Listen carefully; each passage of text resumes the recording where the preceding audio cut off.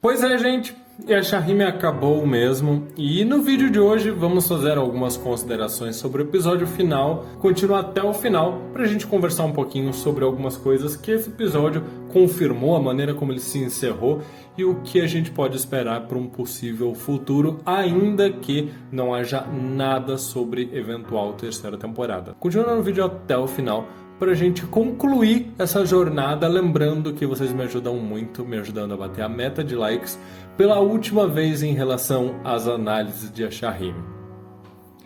Olá, meus queridos, eu sou Avalon das páginas Avalon Geek e como vocês já sabem, vocês me ajudam deixando o like, se inscrevendo, compartilhando esse vídeo e também comentando. Inclusive a respeito de comentários, eu já vou falar para vocês desde já que este vídeo aqui não vai trazer questões em aberto. Eu estou fazendo um roteiro justamente de um vídeo para trabalhar todas as pontas soltas, digamos assim, de Shahime. Então tudo que a Shahime trouxe e não trabalhou, deixou em aberto, e se a gente pode esperar isso para um futuro ou se foi esquecido no churrasco mesmo, vai ficar para um outro vídeo específico. Então, assim como o pessoal que mandou na caixinha lá do Instagram, você pode comentar neste vídeo qual a ponta solta, o que você acha que ficou faltando ser dito, ficou faltando ser resolvido no anime de Shahime, porque a gente vai teorizar, discutir, entender o que aconteceu e onde foi que isso se perdeu e se de fato se perdeu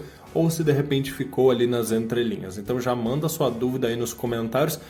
Esse vídeo vai ser um vídeo, acho que um pouco mais íntimo, um pouco mais pessoal, porque antes de mais nada eu tenho que dizer para vocês que foi uma honra estar ao longo desses 2 anos conversando com vocês semana após semana sobre Hanyo no Shahime. E eu falo sobre ser um vídeo um pouco mais íntimo porque eu vou aqui abrir o meu coração, talvez um pouco mais do que em outras análises, falar muito mais com a emoção do que com o racional, porque de fato, racionalmente, o conteúdo entregue pela temporada não foi exatamente o que eu esperava, não atingiu as minhas expectativas. Não vou fazer um resumão nesse vídeo se foi ruim, se não foi. Eu acho que isso caberia para um vídeo semelhante ao que eu fiz lá na primeira temporada, um resumo sobre se vale a pena ou não assistir Hanyo agora, considerando as 2 temporadas. A gente pode fazer esse comparativo num vídeo, então vocês podem até dizer aí se vocês gostariam disso ou não.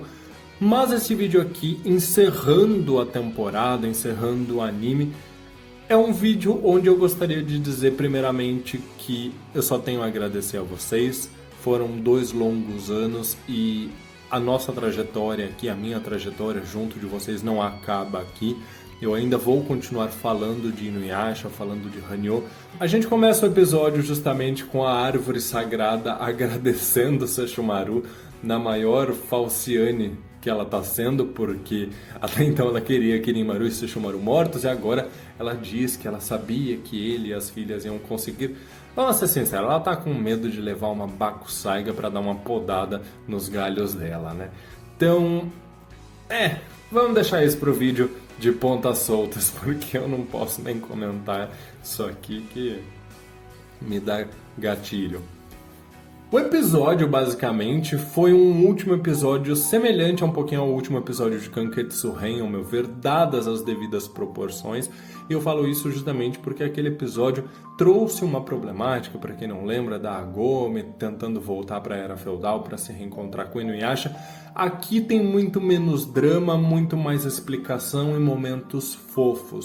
Mas a proposta em mostrar o além do amanhã, mostrar o que acontece depois que o vilão é derrotado, digamos assim, permanece a mesma, inclusive com o reencontro do casal romântico protagonista, que no caso aqui é a Toa e o Riko, novamente dadas as proporções, porque o desenvolvimento dos dois foi muito mais sutil. Eu não critico isso porque desde sempre a proposta de Shahime foi desenvolver o amor familiar, embora isso também tenha ficado ali, né, meio de segundo plano. A gente sabe que a maneira como isso foi abordado e desenvolvido não foi lá das melhores, mas ao mesmo tempo esse episódio, assim como o finalzinho do episódio passado, pra mim fecham muito bem isso, né? Ver Inuyasha e Amoroha lutando lado a lado é muito fofo. Como um fã nostálgico que eu sou, isso enche o meu coração. Se eu parar pra olhar pra minha infância, sabe? Nunca eu imaginei que eu ia estar vendo oficialmente um anime do Inuyasha lutando ao lado da sua filha. Então, assim, enche o meu coração de fã saudosista ver isso aqui. Mais maravilhoso ainda é ver a Agome pistola ao descobrir que a Moroha tá ali com o nome do Serasa SPC e cobrando do Inuyasha que ele ajude, ó. Faz alguma coisa pra pagar a dívida da sua filha. É maravilhoso isso, esses momentos. É o que a gente gosta nessa família. É o que a gente sempre gostou no casal Inuyasha e Agome, né? A maneira como os dois são infantis e divertidos e como eles se dão bem. Cara, é maravilhoso, principalmente porque agora a gente tem essa interação num quesito familiar. Ver como os dois, mesmo que mais maduros e passados alguns anos ainda, têm essas personalidades. Eles se preocupam muito com a filha também tem uma personalidade muito parecida com a deles, ainda que ela tenha crescido longe deles. Então é muito fofinho, nos rende muitos momentos de diversão. Diferente do que acontece com a Rin com as suas filhas.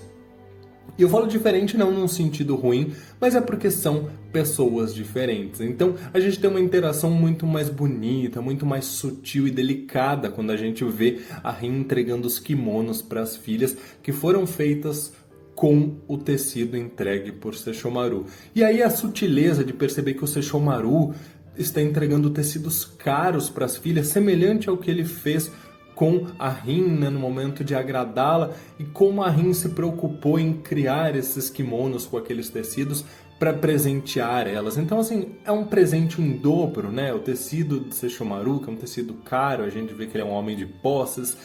O trabalho artesanal e manual, delicado da mãe que se preocupa com as filhas, quer uma veste bonita para as filhas. Então são momentos sutis e bonitos. Ao mesmo tempo que a gente tem a conversa delas com a mãe para confirmar que, infelizmente, aquela fala da Inokimi estava certa, que o valor de um meio yokai se mede pelo quanto ele consegue sobreviver. Sesshomaru sabe disso e foi por isso que ele não interferiu mais, porque ele precisava que as filhas se tornassem meio yokais fortes, não só por elas serem meio yokais, mas também por serem as filhas de Sesshomaru, porque elas seriam perseguidas simplesmente por isso, como a gente viu várias vezes na própria série. Então eu acho bem interessante como isso é abordado aqui, como é abordado mais pra frente, quando a Moroha se encontra com as gêmeas. E eu falo que é interessante porque ao mesmo tempo que a gente já tinha discutido isso desde 2021, quando o anime começou, a gente vinha falando do porquê que o Sesshomaru não interferia. Cara, é algo que a gente veio sempre batendo no martelinho ali de, olha, a maneira do Sesshomaru, né? Ele tá preocupado com as meninas, o rito de coragem e covardia, enfim. Tudo isso a gente sempre discutiu aqui, mas ao mesmo tempo eu acho interessante como o anime em alguns momentos, como esse aqui, precisou ser expositivo para deixar claro que não é que o Sesshomaru não se preocupe com as filhas, por mais que talvez elas venham a criar um certo rancinho dele por isso, mas é a maneira dele mostrar a preocupação dele, é a maneira como ele fez para que elas se tornassem poderosas, para que elas superassem adversidades e se tornassem fortes o suficiente para poderem se proteger. Isso ficou muito claro pra gente, principalmente no episódio 20, que contava o passado da Setsuna. É reforçado aqui pra gente como ele se preocupa, tem momentos singelos de gestos do Sesshomaru que mostram a preocupação dele e a maneira dele de se comportar. Então, pra mim, isso aqui é muito mais uma explicação para aqueles pseudo-fãs que não entendem o comportamento do Sesshomaru e que ficam questionando e cobrando atitudes dele que não condizem com a personalidade e com o comportamento que ele sempre teve ao longo de toda a saga de Inuyasha. Tanto que eu acho que vale ressaltar que a própria Rumiko esteve empenhada em garantir que as personalidades dos personagens não fossem desvirtuadas em Ashahime. Então, assim, tá tudo ok, gente.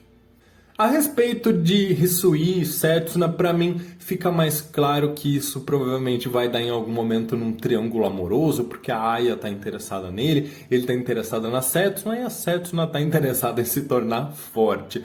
É curioso, ao mesmo tempo que é bonitinho. E eu já vou emendar isso aqui para falar sobre Towa e Yuriko, no sentido de que por mais que os dois sejam claramente um possível casal futuro, isso fica em aberto pra gente. E por mais que eu não goste muito da justificativa do porquê que o Yuriko voltou à vida, porque novamente é aquela coisa de que A gente não sabia muito bem como explicar, tanto que a própria Toa diz que não sabe como isso aconteceu exatamente, né? Como era possível, mas é a união do Kon e do Haku ali. E, enfim, é isso e se contentem com isso, porque é o que o roteiro conseguiu para trazer o Rico de volta, assim como a Toa no episódio anterior. Ok, ele voltou e ele está ali aparentemente assumindo um posto como pirata, finalmente no navio que foi deixado por Kirin Maru.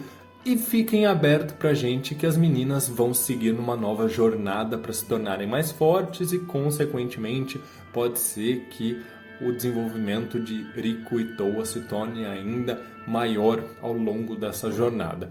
O que eu acho, no modo geral, é que esse final em aberto, tanto com o Hisui com a Setsuna, quanto o Rico, a Toa, a maneira como elas finalizam dizendo que elas são as filhas de Sesshomaru, que por sinal é lindo, imponente aquilo, a maneira como o Amoroha busca se tornar mais forte e permanecer ao lado das amigas, né? Foi muito fofinho ela percebendo que ela tem amigas, ainda mais lembrando daquele discurso de solidão dela na primeira temporada. Então, vendo tudo isso aqui, eu não me incomodo nem um pouco com o final em aberto, porque pra mim isso é o que fez Yashahime nascer.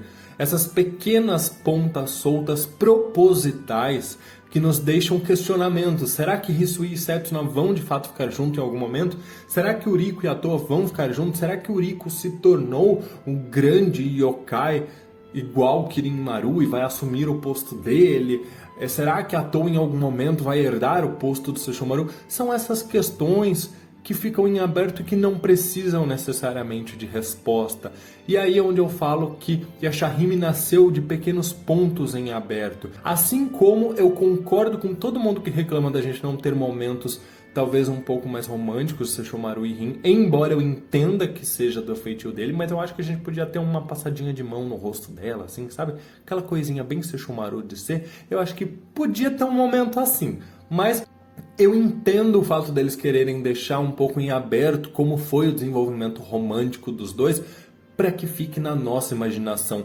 Nem tudo precisa ser respondido de forma expressa e com detalhes. Às vezes é melhor deixar para nossa imaginação, justamente porque a nossa imaginação vai longe. Então eu gosto de como isso fica a nossa imaginação. O futuro das meninas, como ficou algumas outras coisas de Inuyasha em aberto.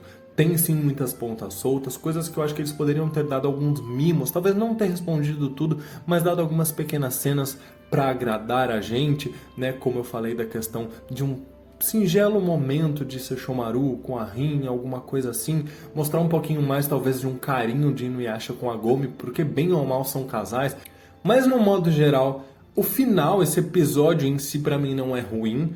Se eu paro para analisar a temporada como um todo, aí sim eu vou ter reclamações, a gente deixa isso para discutir num vídeo falando do anime como um todo, mas o episódio eu achei bonitinho. Um pouco meh, porque é isso, não tem nada demais e enfim, mas tem momentos belos. A única coisa que eu anteciparia a vocês a respeito do que eu achei em relação à temporada é que olhando este final, e isso eu comentei até na análise anterior, e olhando o final da primeira temporada, as duas sensações são muito diferentes, e não apenas porque a primeira temporada acabou triste e esta muito feliz, mas também no quesito intensidade. A primeira temporada me trouxe uma intensidade gigantesca e me fez querer muito por mais, enquanto que esse final aqui me faz pensar que é melhor deixar o final como está, em aberto, que provavelmente eu vou ser mais feliz com a minha imaginação e pensando em como pode ser o futuro das Yashahimes e de Inuyasha, Sesshomaru, desses personagens clássicos tão queridos, do que efetivamente ver como a Sunrise faria se desenrolar. Então, infelizmente, eu acabo essa temporada, eu acabo Yashahime com essa sensação de que a minha imaginação vai ser o melhor possível para eles. Assim como eu sei que a imaginação de todos os fãs também. Eu não menti pra vocês em nenhuma das análises sobre o que eu achei, então não é agora que eu vou fingir que, nossa, eu tô super satisfeito com esse episódio, nossa, que perfeito, ai, hashtag melhor episódio ever. Não.